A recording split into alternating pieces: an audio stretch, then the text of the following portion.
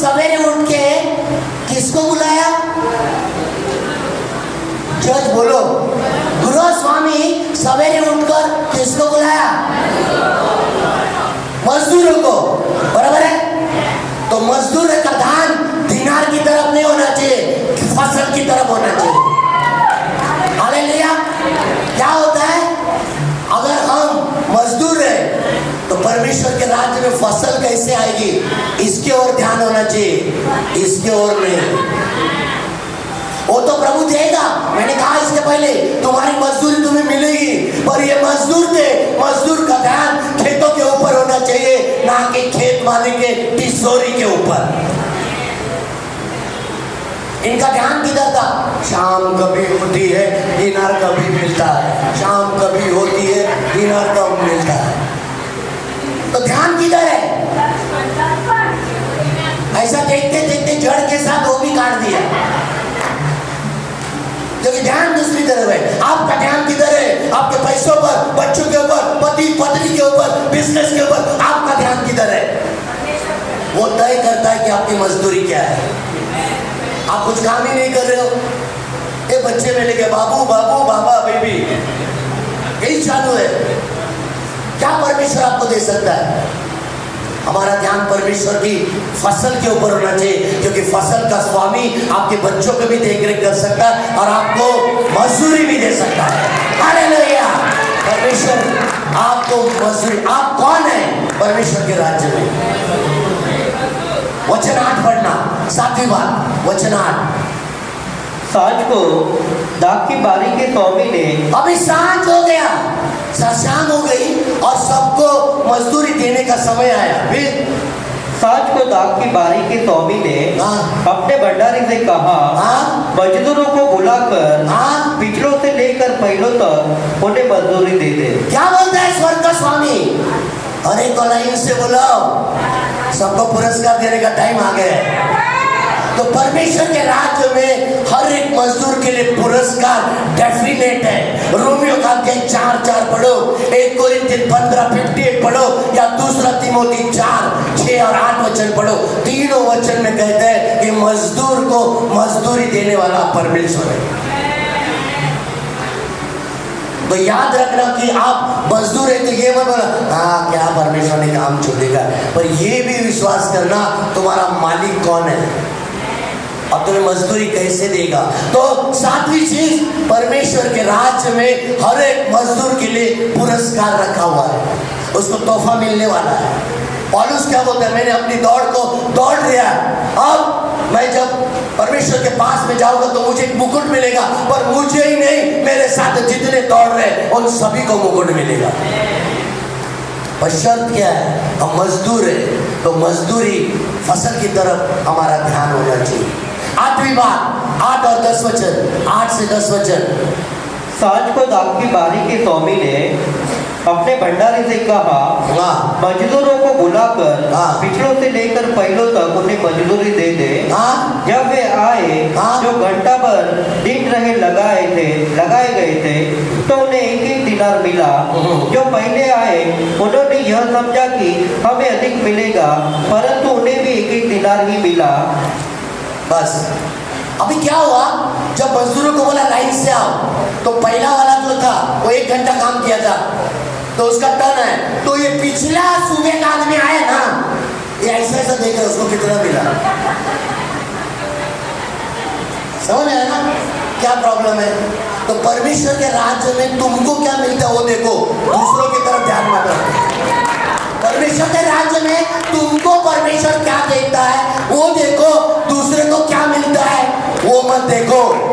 जब मैं अविश्वासी था और हिंदुओं की शादी में जाता था तो लड्डू बांटता था वो, तो बाजू वाले को कितना लड्डू मिलता है वही मैं देखता था, मेरे थाली में क्या है वो कभी देखता नहीं था। आप लोग भी वैसे ही थे, सच्ची बोलो। अरे उसको थोड़ा भाजी ज्यादा मिलती है तो और एक दौड़ने वाला जब अपनी दौड़ को कभी जीत सकता है जब वो ऐसे भागेगा। जब वो ऐसे भागेगा तो ठोकर लग जाएगी। क्या लग जाएगी? ठोकर लग जाएगी। विश्वासी ऐसे भाग, उसको मिला, अरे सोनिका को मिला, अरे इसको मिला, अरुणा बहन को मिला, अरे इसको मिला, उसको मिला। वो परमेश्वर तुमको देने वाला है। Hallelujah, hallelujah. परमेश्वर के राज्य में दूसरों को क्या मिलता है ये मत देखना, हमको क्या मिल सकता है वो देखना। क्या जरूरत की लाइन से खड़े रहना दोस्तों, है ना। फुगट का नहीं समझता, उसका मन बहुत चला रहेगा, अरे यार इतना सुबह से मैंने मेहनत किया, एक ही दिनार दिया। सच्ची बोलो, है ना। तो दूसरे का देखना ही नहीं, तो हमेशा आनंदित रहेगी। 9वीं बात 11 और 12 वचन। जब मिला तो वे गृह स्वामी पर कुड़कुड़ा के कहने लगे। अभी सबको एक ही दिनार मिल गया लास्ट तक, तो जब उसके हाथ में गया तो कुड़कुड़ाहट किया।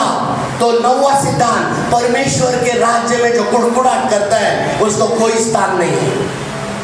परमेश्वर के प्रति लोग कुड़कुड़ाहट करते, पास्टरों के प्रति करते, लोगों के प्रति करते, अविश्वासी के प्रति करते, खाने के प्रति, पीने के प्रति, कुछ भी दिया। किसी ने आपको खाना दिया, जरा तीखा भी है, आज बहुत तीखा बनाया ना, अरे चुपचाप खाना भाई, मिला ना फोकट का। हम लोग क्या करते हैं, नाम रख देते, थोड़ा खारा है, थोड़ा तीखा है, तो कभी धन्यवाद नहीं देते, प्रभु उस बहन ने दिया, धन्यवाद प्रभु। कुड़कुड़ाहट करते हैं, हर चीज में कुड़कुड़ाहट करते हैं। तो कुड़कुड़ाहट करने वाले परमेश्वर के राज्य में प्रवेश नहीं कर सकते। आमीन। 10वीं बात 13 वचन। उसने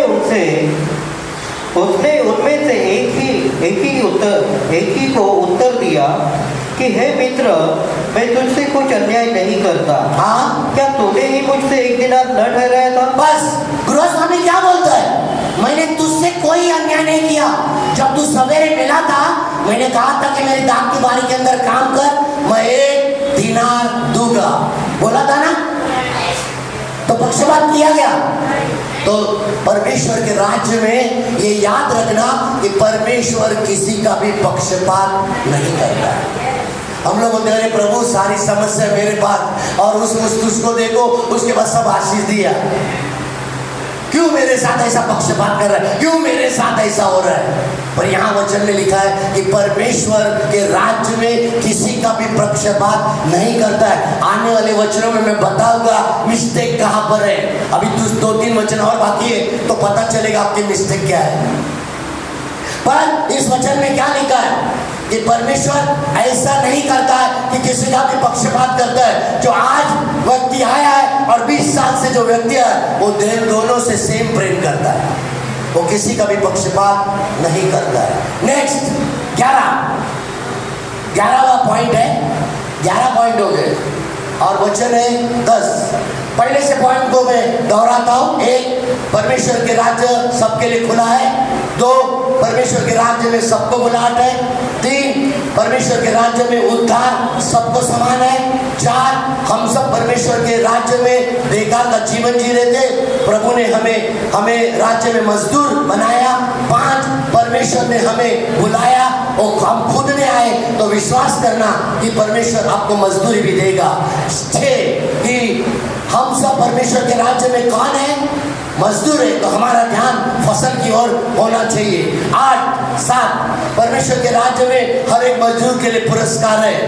9, परमेश्वर के राज्य में दूसरों को क्या मिलता है ये नहीं देखना, पर मैं क्या पा सकता हूँ उसके ओर ध्यान देना। और 11वां कि परमेश्वर के राज्य में कुड़कुड़ाहट करने के लिए कोई भी स्थान नहीं है। अब 10, गृह स्वामी ने 1 दिनार दिया, मतलब परमेश्वर किसी का भी पक्षपात नहीं करता। 11 पॉइंट 10 वचन। जो पहले आए उन्होंने यह समझा बस अपनी सोच का समझ का सहारा मत लेना। क्या उन्होंने क्या सोचा, अरे 1 घंटा आया है, 1 दिनार मिला, मेरे को 10 तो मिलेगा ही। अपनी समझ का सहारा परमेश्वर के राज्य में न लेना, संपूर्ण रीति पर परमेश्वर पर निर्भर रहना कि परमेश्वर तुम्हें क्या दे सकता है। शायद उनको 1 दिनार नहीं 20 दिनार भी मिल सकता था, पर वो अपनी समझ में चलने रहते। वो